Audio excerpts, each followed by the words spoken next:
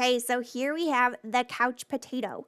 And I am so excited because Jory John and Pete Oswald, they have written The Good Egg, The Bad Seed, The Cool Bean. And this is my first time reading The Couch Potato, but these stories are always hilarious and I'm very excited to read it with you. Got all different kinds of potato foods. The couch potato.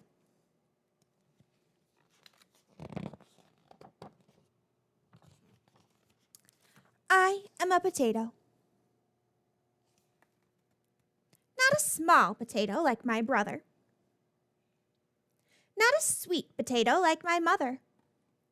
Not a mashed potato like my Uncle Stu. Look at Uncle Stu.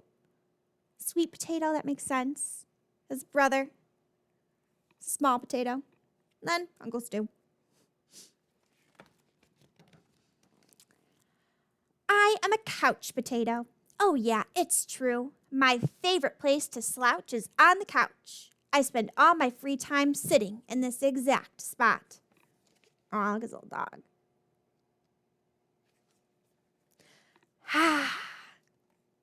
Why would I ever leave this comfy, cozy couch? It's got everything a potato could need. See, I have this, and this, and this, and one of these, and those, and this, and that, and these. Oh, and this. Check it out. This button activates a gadget that fetches me snacks whenever I want. Looks pretty cool. Bam! Impressed? And I don't have to move an inch. Much easier than going to the kitchen.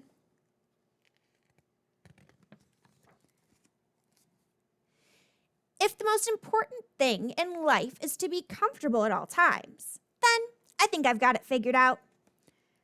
He's even having his nails painted on the couch. But wait, there's more. I haven't revealed the absolute best part about my whole setup.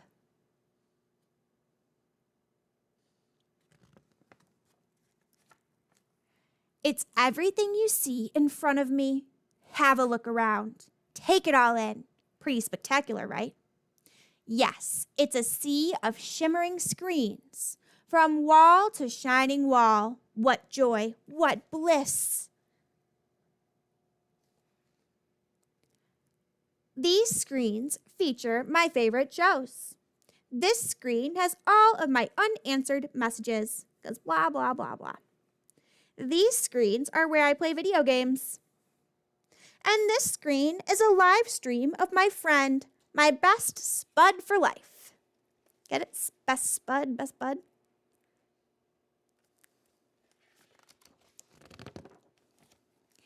This is how my pals and I spend quality time together. It's much easier than trying to meet up somewhere like folks did in the old days. That's for sure. Hey, Spuddy. Hey, pal Tato. This is like us right now, right? During quarantine. Yes, from this very couch, I can control everything in my life all the time with just a few taps and a couple clicks. Not bad, eh? Yes, sirree, this is the life. At least that's what I thought. Until the other day. Something strange happened. There was a knock at the door. It was a delivery. Whoosh, front door cam.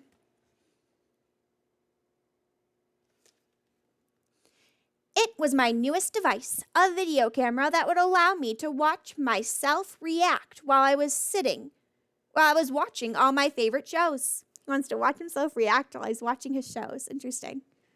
All I had to do was plug it in, and my room, nay, my kingdom, would be complete.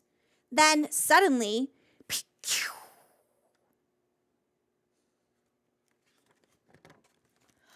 everything went dark. Look out, coming through. Oops, oof, ow, whoop. I made it to the window. I pulled back the curtains.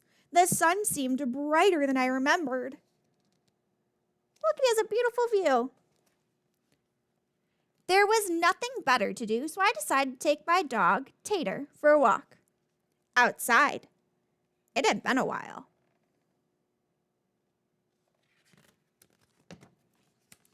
Everything was so vivid, like high-resolution, 156-inch curved screen, but even more realistic. Something smelled fresh. After a few moments, I realized it was the air. I heard a noise, some chirps, a ringtone perhaps? But no, I looked up to see some birds. I wandered down the street from block to block and across the neighborhood. Eventually, I found a park with a hill. There was a massive tree on top. It looked like a desktop background, only it was real. Neat. I leaned against the tree. It wasn't as comfortable as my couch, not even close. But after a while, it wasn't so bad.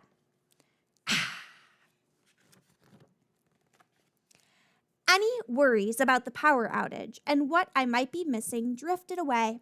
I wasn't thinking about my favorite shows or my unanswered messages or anything else, really. I noticed the stillness, the view, the sky, the clouds, the sunset, and those colors, my goodness. It took a while because there was no fast-forward option, but eventually the sun sank below the horizon.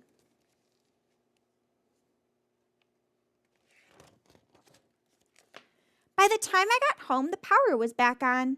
I sat on the couch. Whew. I hit the button to brush my teeth. Scritch, scritch, scritch. I pulled the lever to change my pajamas. Bloop. I turned the knob to watch a bedtime story. Good night, Spud. Good night, Moon. Then I noticed my reflection in one of the screens. I wonder how much of my life had been spent in that very spot. It was then and there that I made the decision to peel myself off the couch a bit more often. Maybe every day even.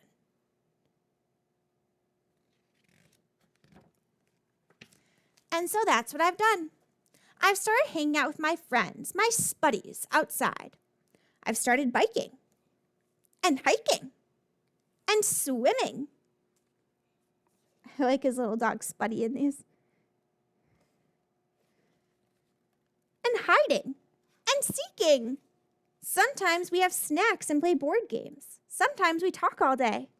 We might watch the clouds. There's no big plan. We just see what happens.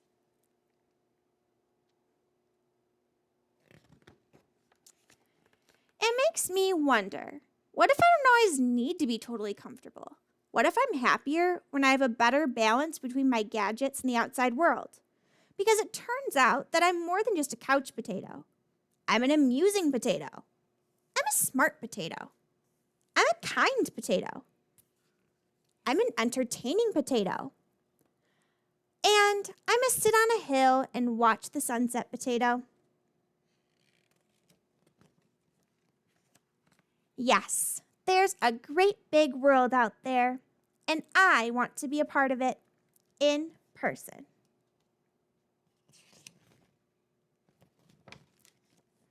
But don't get me wrong, at the end of a long day, after I've run and played and talked and laughed with my friends, I still think it's awfully nice to slouch on the couch. The catcher and the fry. Looks like he has some tea and a good book, so he is a changed potato. I like that. He realized that he was missing a lot, even though he thought he got the perfect setup and he just likes sitting on the couch. Maybe I should take a page from his book. I sure do like my couch. I hope you guys enjoyed the couch potato.